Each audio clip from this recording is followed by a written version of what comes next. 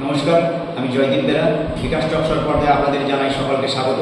তো আজ আমি চলে এসেছি নয়াগ্রাম গভর্নমেন্ট আইটিআই কলেজে। পেয়েছি একজন স্যারকে। স্যার, আপনার পরিচয় যদি জানতে পারি।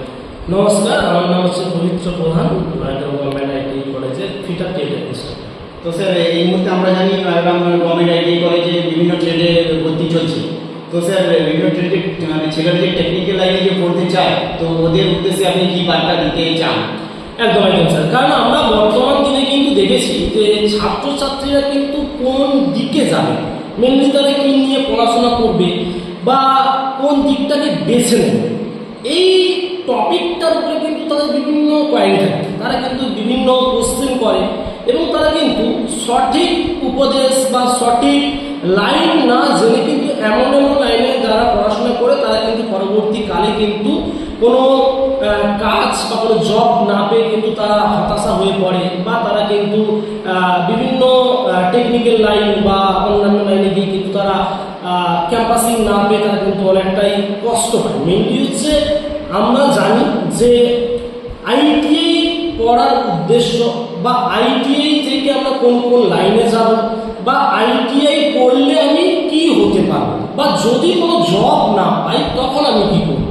এবার স্যার যেটা মেনলি আপনি যেটা বললেন যে যারা আসতে চায় তারা কিভাবে আসবে এই লাইনে, তো আমাদের কিন্তু ফর্ম ফিল আপ অলরেডি চলছে গভর্নমেন্টের পোর্টালে। এই ভিডিও ডেসক্রিপশন বক্সে কিন্তু আমি লিঙ্কটা দিয়ে দেবো।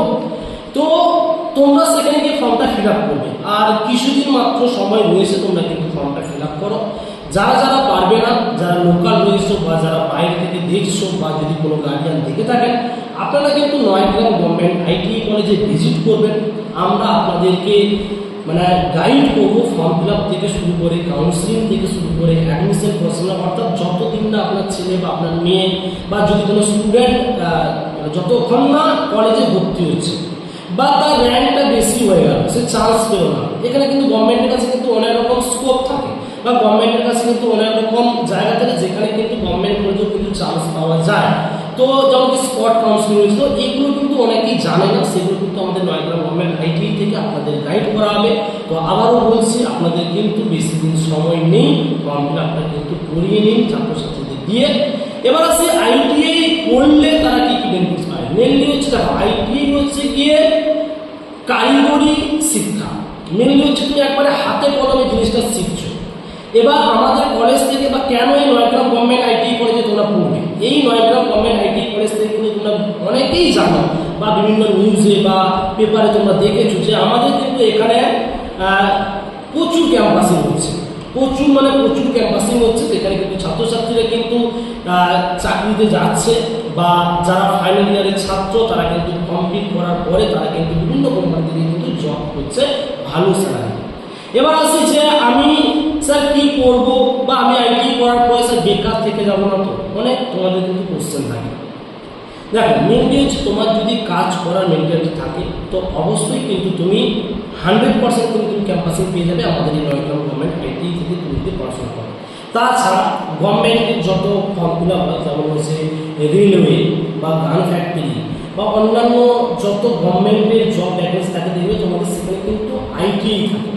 তো আইটিআইতে কিন্তু মেনলি গভর্নমেন্টের ক্ষেত্রে এবং কিন্তু তুমি যদি কোনো কোম্পানিতে কাজ করতে যাও সেক্ষেত্রে কিন্তু তোমাকে আইটি সার্টিফিকেটটা মাস্ট থাকা কিন্তু প্রয়োজন, কারণ তাছাড়া কিন্তু তোমাকে কোম্পানিতে এত সহজেও কিন্তু নেবে না। আর যেটা আগেই বললাম যে কারিগরি শিক্ষায় শিক্ষিত বা হাতে কলমে তুমি শিখছো বা তুমি আইটি পড়াশোনা করে তুমি কিছু শিখলে না, তুমি কিছু জানলে না, তুমি কিন্তু কোম্পানিতে গিয়েও কিন্তু তোমাকে তাড়িয়ে দেবে। হ্যাঁ, তাড়িয়ে দেবে, বাস্তব কথাটা বলছি আমি। কারণ তুমি আইটিআই কলেজে ভর্তি হয়েছো মানে তুমি সমস্ত ইনস্ট্রুমেন্ট থেকে শুরু করে তুমি মেশিন থেকে তোমার সেই জ্ঞানটা কিন্তু থাকা প্রয়োজন। ওই জ্ঞানটা যদি না তোমার মধ্যে থাকে তোমাকে কিন্তু কোনো কোম্পানি কিন্তু নেবে না। আবার বলছি, পড়াশোনাটা করতে কিন্তু আমাদের ভালোভাবে হবে।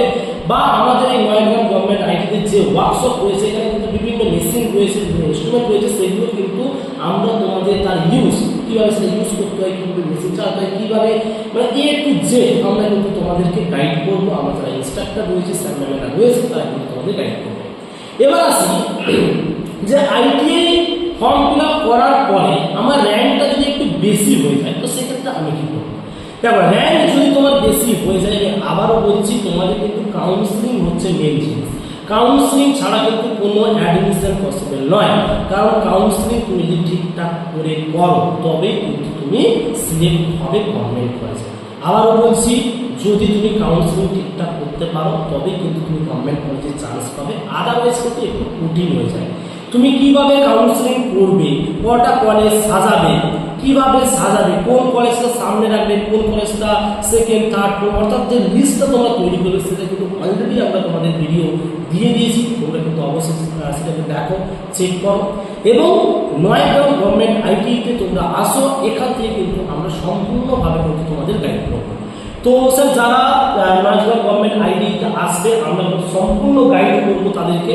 আমাদের এখানে যে সমস্ত ট্রেডগুলো রয়েছে বা প্রয়োজনে আমরা কিন্তু ওয়ার্কশপটাকে তাকে ভিজিট করাবো, যে এখানে কি কি বা কেমন ক্লাস হয় বা কি কি মেশিন রয়েছে সেটা কিন্তু অবশ্যই আমরা দেখাবো। তো যে সমস্ত ছাত্রছাত্রী তোমরা আইটি ফিল্ডে আসতে চাও অবশ্যই আসো, ওয়েলকাম তোমাদের। তাছাড়া আমাদের নয়াগ্রাম গভর্নমেন্ট আইডি তোমরা ভিজিট করো, এখানে এসে কিন্তু তোমরা দেখো যে আমরা কীভাবে ক্লাস নিচ্ছি, কীভাবে আমাদের প্র্যাকটিক্যাল ক্লাস চলছে, কীভাবে থিওরি ক্লাস চলছে, তারপরে কিন্তু তোমরা ডিসিশন নাও। তো নমস্কার স্যার।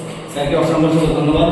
তো স্যারের কাছ থেকে আমরা জেনে নিলাম যে নয়াগ্রাম গভর্নমেন্ট আইটি টোটাল যে অ্যাডমিশন চলছে এবং অ্যাডমিশন প্রসিডিওর সম্বন্ধে এবং কাউন্সেলিং বা চাকরি পাওয়ার সম্বন্ধে সমস্ত কিছুই জেনে নিলাম। তো স্যারকে অসংখ্য ধন্যবাদ তোমাদের।